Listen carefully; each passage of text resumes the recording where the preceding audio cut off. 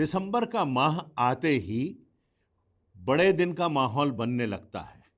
Christmas का माहौल बनने लगता है और इसलिए भी बनने लगता है क्योंकि ये एक खुशी का पर्व है। ये एक आशा का पर्व है। सारे संसार में ये पर्व बड़े उल्लास के साथ मनाया जाता है।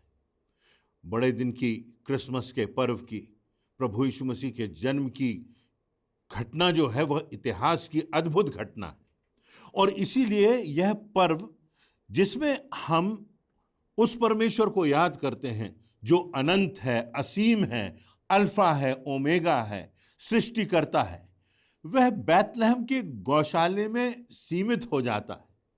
वह ईश्वर पुत्र, मानव पुत्र बन जाता है। वह स्वर्ग का महिमामय सिंहासन छोड़कर पृथ्वी पर एक चरनी में आ जाता है। हम मनुष्यों का उद्धार करने के लिए, हम मनुष्यों के पापों की कीमत चुकाने के लिए बैतलहम की चरनी से गलगता तक की यात्रा करने के लिए उस महान यीशु मसीह का जन्म, जो आदि से है, जिसके जन्म का कोई प्रारंभ नहीं, जिसका जन्म सृष्टि के जन्म के पूर्व से है, जिसका अस्तित्व सृष्टि के अस्तित्व के पूर्व से है, ऐसे महान असीमित ईश्वर का आगमन होता है बैतलहम के गौशाले में। बड़े दिन की इस घटना के विषय में हमने अनेकों बार सुना है और बहुत सी शिक्षाएं ये घटना हमारे लिए छोड़ जाती है, जिसको आज हमें अपनी जिंदगी में आत्मसात करना है। जितनी बार हम इसको सुनते हैं, कुछ नयापन हमें देखने को मिलता है, एक नएपन का अनुभव होता है, क्योंकि यह घटना एक ऐसी घटना है जिससे हम बहुत सी प्रेरणा प्राप्त कर सकते हैं, जो सारी मानव जाति के लिए है। यह मरियम और यूसुफ के दर्शन तक, स्वर्गदूतों के संदेश और गड़रियों के दर्शन, ज्योतिषियों के आगमन तक ही सीमित नहीं है। मत्ती रचित सुसमाचार उसके 2 अध्याय में लिखा हुआ है, हेरोदेस राजा के दिनों में जब यहूदिया के बैतलहम में यीशु का जन्म हुआ तो देखो, पूर्व से कई ज्योतिषी यरूशलेम में आकर पूछने लगे कि यहूदियों का राजा जिसका जन्म हुआ है कहाँ है। जो तारा उन्होंने पूर्व में देखा था वह उनके आगे आगे चलता गया और जहां बालक था उस जगह के ऊपर पहुंचकर ठहर गया। उस तारे को देखकर ये अति आनंदित हुए, उन्मादित हुए और उस घर में पहुंचकर उस बालक को उसकी माता के साथ देखा और मुंह के बल गिरकर उसे प्रणाम किया और अपना अपना थैला खोलकर उसे सोना और लोबान और गंधरस की भेंटें चढ़ाईं। और स्वप्न में यह चेतावनी पाकर कि हेरोदेस के पास फिर ना जाना, वे दूसरे मार्ग से होकर अपने देश को चले गए। आज के दिन विशेषकर इस क्रिसमस के पर्व पर मैं आपका ध्यान इस तस्वीर पर, इस दृश्य के एक भाग पर आकर्षित करना चाहता हूं। और यह तस्वीर का एक पहलू है, ये ज्योतिषी जो कि पूरब दिशा से प्रभु यीशु मसीह को दंडवत करने के लिए आए थे। इतिहास इस बात की गवाही देता है कि लगभग 4000 मील की दूरी करके अपने ऊंटों पर सवार होकर ये ज्योतिषी प्रभु का दर्शन करना चाहते थे, उसे देखने के लिए आए थे। ये ज्योतिषी विद्वान लोग थे, नक्षत्रों के ज्ञानी थे, तारों की स्थिति को देखकर घटनाओं की जानकारी पा लेते थे। इन्होंने तारा देखा और वे जान गए कि यहूदियों के राजा का जन्म हुआ है, राजाओं के राजा का जन्म हुआ है, प्रभुओं के प्रभु का जन्म हुआ है और निकल पड़े उसके दर्शनों के लिए। कैसा उत्साह होगा, कैसा उन्माद होगा, कैसी लालसा होगी, कैसी बेताबी होगी, कितना समर्पण रहा होगा इन ज्योतिषियों का कि लगभग 4000 मील की कठिन यात्रा ऊंटों पर की। कई मरुस्थल आए होंगे, रास्ते में व्यवधान आए होंगे, उनकी मशकें फट गई होंगी जिसमें उनका पानी भरा था पीने के लिए। कितनी बार गले से पानी और फेफड़ों से खून सूखता सा लगा होगा, कितने रेतीले तूफानों का सामना किया होगा, कितनी निराशाओं और हताशाओं से होकर वे गुजरे होंगे। सिर्फ उस प्रभु के दर्शन की चाह में वो चल पड़े थे और उन्होंने पीछे मुड़ करके नहीं देखा। और फिर उदय होता है एक विचित्र से तारे का जो धीरे धीरे एक दिशा की ओर बढ़ता जाता है, जो मार्गदर्शन करता है उन ज्योतिषियों का।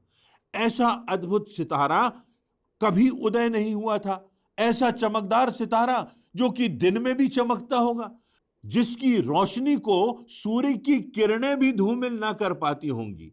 वह तारा जिसने हजारों मीलों तक ज्योतिषियों का मार्गदर्शन किया, ज्योतिषी उसके पीछे पीछे बढ़ते गए और तब वह तारा उस घर पर, उस स्थान पर ठहर गया जहां प्रभु यीशु मसीह थे। वह तारा ज्योतिषियों के जीवन का मार्गदर्शक बन गया और उस तारे का अनुगमन करते हुए उन्होंने प्रभु यीशु मसीह का दर्शन कर ही लिया। और तब मत्ती रचित सुसमाचार उसके 2 अध्याय की 11वीं आयत में लिखा है, और उस घर में पहुंचकर उस बालक को उसकी माता मरियम के साथ देखा और मुंह के बल गिरकर उसे प्रणाम किया, दंडवत किया और अपनी विशिष्ट भेंटें, सोना, लोबान और गंधरस की भेंटें चढ़ाईं। आइए आज हम अपने जीवनों की तुलना इन ज्योतिषियों से और उस सितारे की प्रमुखता से करते हैं। तो इस संपूर्ण दृश्य में हमें क्या मिलता है? आज हमारे जीवन के लिए क्या शिक्षा परमेश्वर हमको देना चाहता है? पहली बात, उन ज्योतिषियों के जीवनों में राजा यीशु के दर्शन और उसके मिलन की प्रमुखता थी, प्राथमिकता थी। क्या हमारे जीवन में हमें प्रभु की नजदीकी में रहने की चाहत होती है? क्या हमें प्रभु को देखने की, उसकी आवाज सुनने की लालसा होती है? क्या हमें प्रभु से बातचीत करने की, प्रार्थना करने की इच्छा होती है? इस इच्छा से कि उनका संबंध उस प्रभु से जुड़ सके, उसके दर्शन उन्हें मिल सके, वो अपना सब कुछ पीछे छोड़कर चल पड़े। हमने अपने जीवनों में इस प्रभु को पाने के लिए क्या त्यागा है? या फिर हम इतने कमजोर हैं कि जरा सी कोई बात हो जाती है, जरा सी कोई कठिनाई हो जाती है, हमारे अनुसार नहीं होता तो हम परमेश्वर पर ही हम अविश्वास करने लगते हैं। और कितने ऐसे हैं जिनका संबंध ही परमेश्वर से टूट जाता है, कितने हैं जो अनीश्वरवादी हो जाते हैं। एक महत्वपूर्ण बात है, परमेश्वर से हमारा संबंध जो हमारे जीवनों से दर्शाता है, कहीं मात्र एक औपचारिकता निभाना भर तो नहीं रह गया है कि हमारी जिंदगी में यह एक गवाही बन गया है। क्या हम जो अपने आप को प्रभु यीशु मसीह के पीछे चलने वाले कहते हैं, क्या हमारे जीवनों में वो संगति, वो प्रेम, वो आराधना, वो प्रार्थना, वो परमेश्वर के वचनों का अध्ययन, वो प्रभु यीशु मसीह की प्राथमिकता, वो परमेश्वर से संबंध बनाए रखने की लालसा है, इच्छा है? ज्योतिषियों के जीवन में उस राजा के दर्शन और उस मिलन की प्रमुखता थी, प्राथमिकता थी, जिसके लिए उन्होंने संपूर्ण जीवन लगा दिया, सब कुछ किया जो संभव था। राजा यानी प्रभु यीशु मसीह के दर्शन करने में वे सफल हो गए। राजाओं के राजा, प्रभुओं के प्रभु यीशु मसीह का दर्शन उन्होंने किया। क्या हमारे जीवन की ये प्राथमिकता है कि हम प्रभु की निकटता में आ सकें, प्रभु का दर्शन पा सकें, प्रभु के वचनों को सुन सकें, प्रार्थना के द्वारा उससे संबंध बना सकें? या आज सांसारिकता की इस चकाचौंध ने हमारी इस जिज्ञासा को, हमारी इस लालसा को खत्म कर दिया है? क्या हमारी प्राथमिकता है कि हम प्रभु के निकटता में आ सकें, उसका दर्शन पा सकें और उस प्रभु यीशु मसीह के तेज से अपने जीवन को एक गवाही बना सकें? दूसरी बात इन ज्योतिषियों के जीवन में जो हमें दिखाई देती है वह ये कि ये व्यवधानों और विषमताओं के बावजूद भी दृढ़ रहे हैं। इतनी लंबी हजारों मील की यात्रा करना आसान नहीं होता। उन दिनों में वाहन नहीं हुआ करते थे, जो वाहक हुआ करते थे वे जानवर, वे पशु हुआ करते थे। ज्योतिषियों ने लंबे समय तक ऊंटों पर कष्टदायक यात्रा पूरी की। आज जबकि हम ऐसे संसार में रहते हैं जहां पर हम प्रभु यीशु मसीह की शिक्षाओं को आसानी से प्राप्त कर सकते हैं, जब हम परमेश्वर के साथ अपने संबंध बना सकते हैं, बहुत कुछ सीख सकते हैं, इंटरनेट के माध्यम से सही रास्ते पर जा सकते हैं और परमेश्वर के ज्ञान को अर्जित कर सकते हैं, थोड़ी सी कठिनाई में, थोड़ी सी व्यथाओं में, थोड़ी सी असफलता में हमको कितनी थकान लगने लगती है, कितनी परेशानी लगने लगती है, कितनी जल्दी हम हताश और निराश होने लगते हैं। परंतु ये ज्योतिषी मार्ग की सारी समस्याओं, व्यवधानों, परेशानियों, कष्टों और असफलताओं में भी प्रभु के दर्शनों के प्रति अपने विश्वास में दृढ़ रहते हैं। वे हिम्मत नहीं हारते। थोड़ी सी परेशानियों में, मानवीय असफलताओं में हमारा मसीह विश्वास, हमारा परमेश्वर पर विश्वास कितना मजबूत है, कितना दृढ़ है, कितना अडिग है। ये ऐसे ही समय, परीक्षा के समय, कठिनाइयों के समय, ये हमारे विश्वास की परख होती है और हमारा विश्वास निखर जाता है, हमारा विश्वास मुखर हो जाता है, सोने के समान तप कर और भी अधिक चमक जाता है। ये ज्योतिषी हमारे लिए अद्भुत विश्वास का एक प्रेरणादायक उदाहरण प्रस्तुत करते हैं। बाइबल के पुराने नियम में अय्यूब ने भी अपने जीवन में बहुत सी विषमताओं को झेला था, परंतु वो परमेश्वर के प्रति विश्वास योग्य बना रहा। नए नियम में बैतसदा के कुंड के पास पड़ा एक अपंग व्यक्ति 38 वर्षों तक, जब तक पानी हिलाए जाने के वक्त में उस पानी के पास ना जा पाया, उसका स्पर्श ना कर पाया, वो 38 वर्षों तक ठहरा रहा। किसी की सहायता से उस पानी को छूकर चंगाई प्राप्त करने की वो धैर्यपूर्वक प्रतीक्षा करता रहा, जो मान्यता उस समय प्रचलित थी उसके अनुसार। अंततः सब व्यवधानों के बावजूद भी ये जो ज्योतिषी थे प्रभु के दर्शन में सफल हुए। अय्यूब की विश्वास योग्यता, इन ज्योतिषियों की विश्वास योग्यता, इनकी निडरता हमको आज प्रेरणा देती है, हमारे जीवनों को आशीषित करती है और परमेश्वर के मार्ग में आगे बढ़ने के लिए हमको प्रोत्साहित करती है।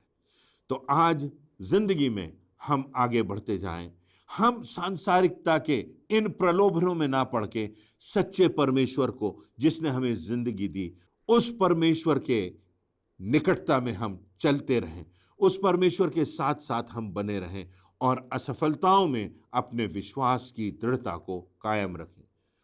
तीसरी बात जो इन ज्योतिषियों के जीवन में हम देखते हैं वो ये कि जब उन्हें पता चला कि प्रभु का जन्म हुआ है, जब उन्हें पता चला कि राजाओं का राजा और प्रभुओं का प्रभु, जगत का उद्धार करता जन्मा है, तो इनका एक उद्देश्य था, इनके सामने एक लक्ष्य था, वो ये कि वो प्रभु के दर्शन करेंगे चाहे कितनी भी कठिनाई हो।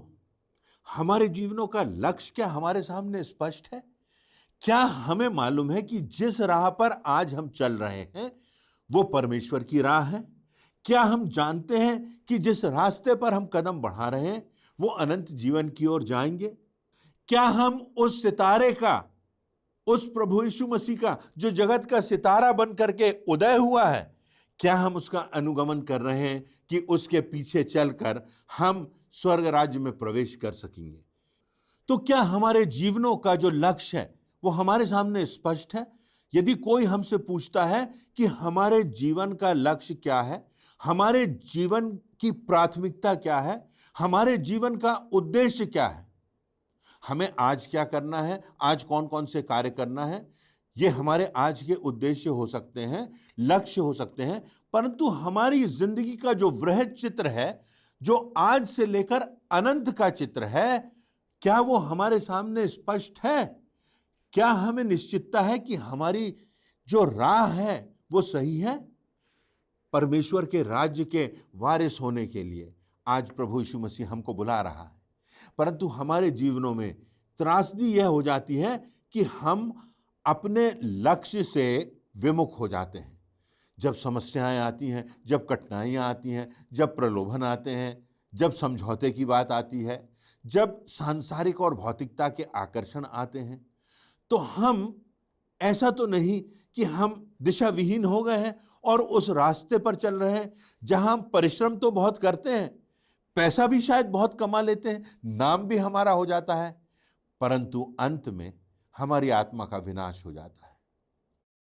हमको अपने जीवन का लक्ष्य अपने सामने बड़ा स्पष्ट रखना चाहिए और जब हमारे जीवन में ये लक्ष्य स्पष्ट होगा तो हमारे जीवन शैली से, हमारे व्यवहार से, हमारी बातचीत से लोगों के सामने इस बात की गवाही होगी कि ये उस सुपरस्टार, उस महान सितारे प्रभु यीशु मसीह के पीछे चल रहे हैं, कि ये लोग जानते हैं कि प्रभु यीशु मसीह ने क्षमा का संदेश दिया, प्यार करने का संदेश दिया, अपने दुश्मनों को दुश्मनी के व्यवहार से नहीं परंतु प्रेम से जीतने का संदेश दिया। क्या आज हमारे देश में यह वातावरण है? क्या आज हमारे जीवनों में यह गवाही है? आज संसार कितना अंधकार में लुप्त होता जा रहा है, परंतु यदि इस महान सितारे के पीछे हम चलते हैं, इस महान सितारे की ज्योति हमारे जीवनों में परिलक्षित होती है, तो हमारे जीवनों में एक गवाही होती है कि ये जीवन ऐसा जीवन है जो दूसरों को क्षमा करता है, अपने विरोधियों के लिए, अपने दुश्मनों के लिए प्रार्थना करता है, ये सबसे प्रेम रखता है, ये विनम्रता का जीवन, ये ऐसा जीवन है जो कि अनंत की राह पर चलता है और हम परमेश्वर के अनंत धाम में पहुंचते हैं। क्या हमारी निगाह बैतलहम के सितारे की ओर लगी है या हम सांसारिक सितारों पर अपनी नजर लगाए हुए हैं? यही हमको आज अपने जीवनों से पूछना है, क्योंकि हमारा मार्गदर्शक जो है वो प्रभु यीशु मसीह है और वो हमको उस परमेश्वर के रास्ते पर ले जाता है।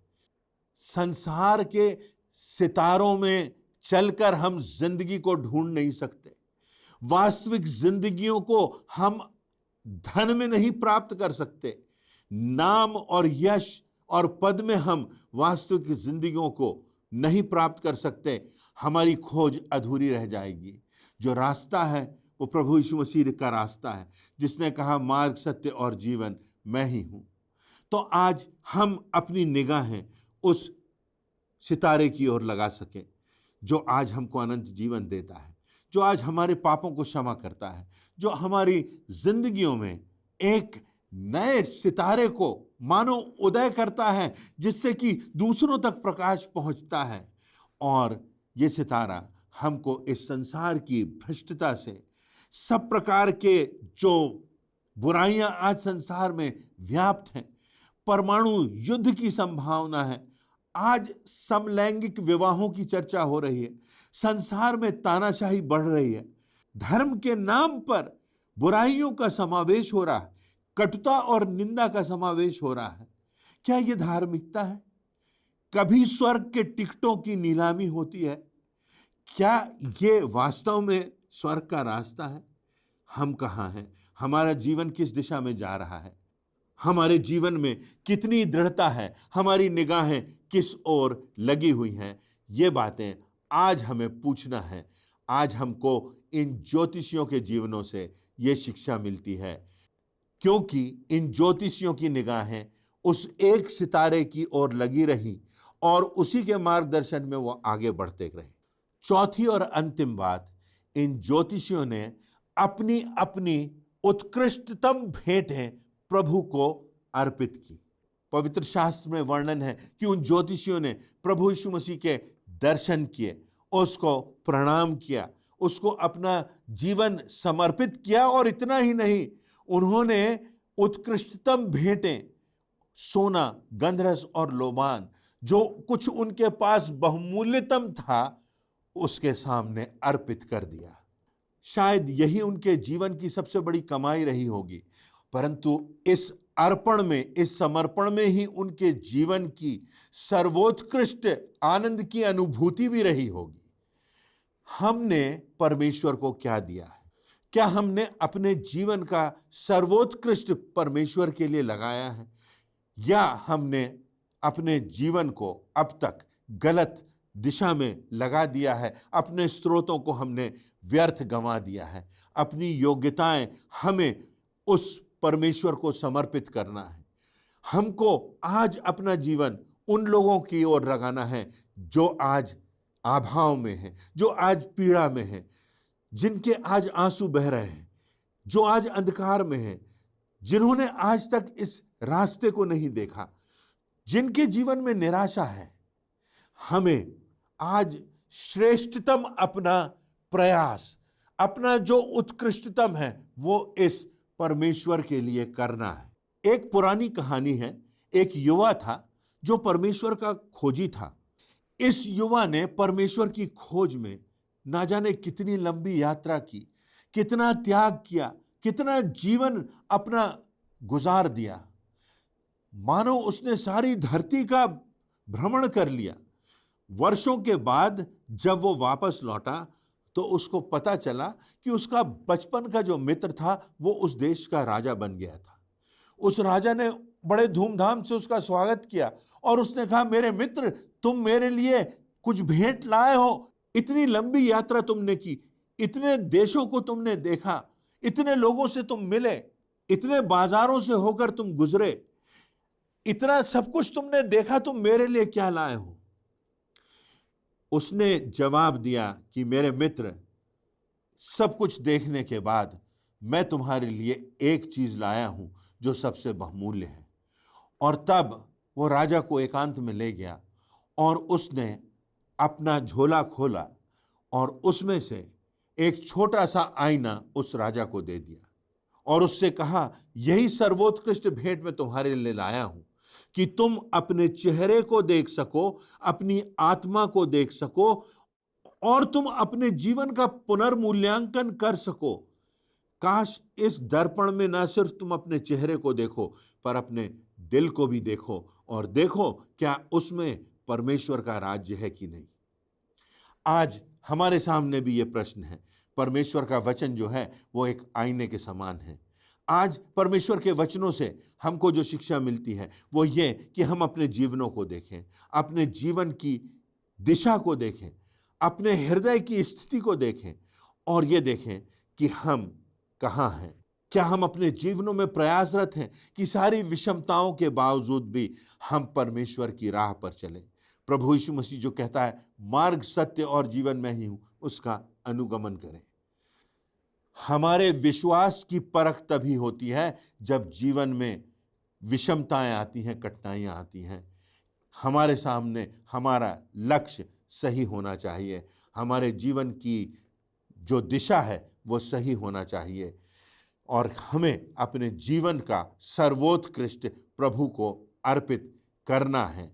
जो वर्ष दिए हैं, जो समय दिया है, जो योग्यताएं दी हैं, तो इन ज्योतिषियों के जीवन पर और उस सितारे पर आज हम ध्यान लगाएं और देखें कि क्या हमारे जीवन में इस प्रभु यीशु मसीह का जन्म हुआ है। क्या ये क्रिसमस का पर्व आत्मिक आनंद का पर्व बन जाएगा? क्या इन ज्योतिषियों के समान हमने प्रभु का दर्शन पाया है? आज इन बातों पर हम गौर करें और गंभीरता से अपनी आत्मा को, अपने हृदय को, अपने जीवन को देख सकें और परमेश्वर की सच्ची राह पर चल सकें।